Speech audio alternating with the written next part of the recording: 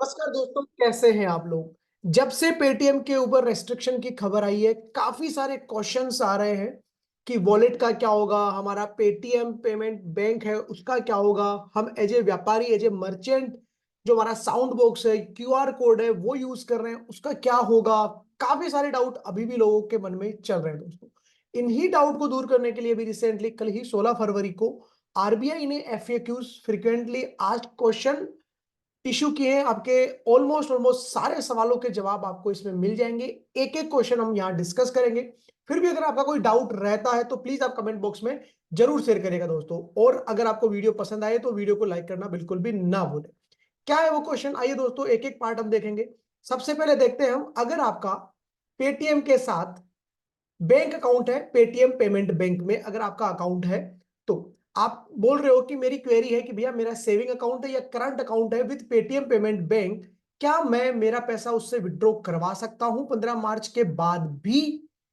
तो गवर्नमेंट ने बोला है हाँ, अगर आपका पेटीएम पेमेंट बैंक के साथ बैंक अकाउंट है, उसमें आपका कोई पैसा पड़ा है, आप उसको 15 मार्च के बाद भी यूज करवा सकते हो। मैं क्या डेबिट कार्ड भी यूज कर सकता हूँ वो पैसा यूज करने के लिए? जी हाँ, आप डेबिट कार्ड भी यूज कर सकते हो वो पैसा डेबिट करने के लिए 15 मार्च के बाद भी। जी हाँ, आप आपका जो पैसा पड़ा है 15 मार्च तक, 15 मार्च के बाद भी आप उसको निकलवा सकते हो।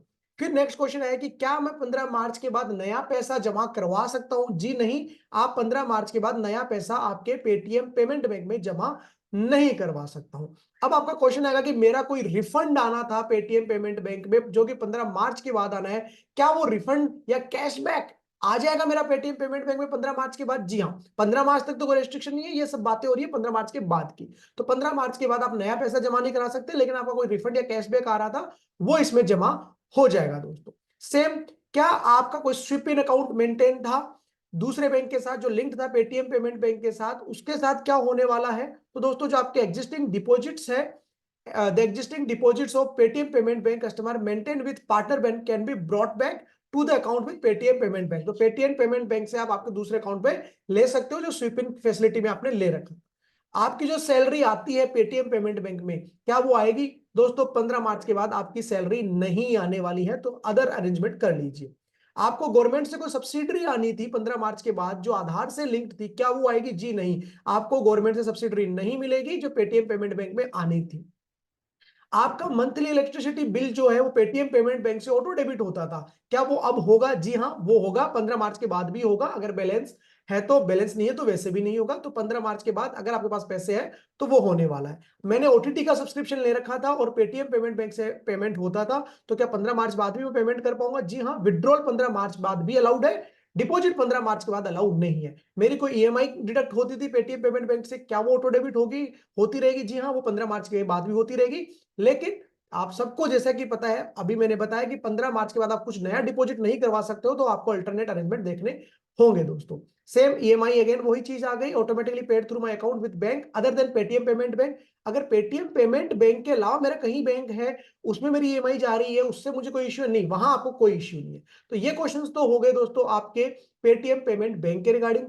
इनका सारांश यही है कि पेटीएम पेमेंट बैंक में 15 तारीख के बाद, 15 मार्च के बाद कोई नया पैसा नहीं आ सकता है।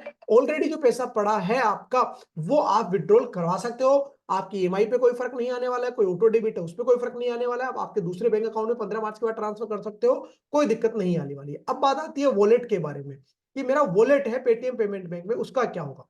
तो दोस्तों, क्या वो पैसा आप 15 मार्च के बाद यूज कर सकते हो जो वॉलेट में पड़ा है? जी हाँ, आप वॉलेट में जो पैसा पड़ा है उसको यूज कर सकते हो। क्या नया मत टॉपअप करवा सकते हो 15 मार्च के बाद उस वॉलेट में? नो, आप नया टॉपअप नहीं करवा सकते हो। मेरा कोई कैशबैक आना था पेटीएम पेमेंट बैंक में, क्या वो 15 मार्च बाद में मिलेगा मुझे उस वॉलेट में? जी हाँ, आपको मिलेगा। I have a wallet with Paytm payment bank, can I close this wallet and have the balance transfer to my bank account with another bank? जी हाँ, कर सकते हो। आपका वॉलेट का पैसा आप वॉलेट बंद करवा के दूसरे बैंक अकाउंट में ट्रांसफर कर सकते हो। तो ये हो गए आपके वॉलेट से रिलेटेड क्वेश्चन। अब आती है बात फास्टैग से रिलेटेड। मेरा फास्टैग है जो पेटीएम पेमेंट बैंक से मुझे मिला, क्या मैं मेरे टोल का पेमेंट करने के लिए 15 मार्च बाद भी यूज कर सकता हूं? जी हाँ, जब तक बैलेंस है आप उसको यूज कर सकते हो। क्या मैं 15 मार्च के बाद मेरे फास्टैग को रिचार्ज करवा सकता हूं? जी नहीं, आप रिचार्ज नहीं करवा सकते हो। Can I transfer the balance? मेरा ओल्ड फास्टैग था, पेटीएम पेमेंट बैंक में पड़ा था, मैं किसी दूसरे फास्टैग में इसको ट्रांसफर कर सकता हूं दूसरे बैंक अकाउंट के फास्टैग में? जी नहीं, नहीं कर सकते हो। इसके बाद आता है national common mobility card, NCMC, जो पेटीएम पेमेंट बैंक ने आपको इश्यू किया है, उसमें जो पैसा पड़ा है क्या आप उसको यूज कर सकते हो? जी हाँ, 15 मार्च के बाद भी आप उसको इश्यू कर सकते हो। उसमें क्या टॉपअप करवा सकते हो 15 मार्च 2024 के बाद? जी नहीं, उसमें आप टॉपअप नहीं करवा सकते हो। एक एनसीएमसी से दूसरे एमसीएम में क्या ट्रांसफर कर सकता हूं? जी आप नहीं कर सकते हो।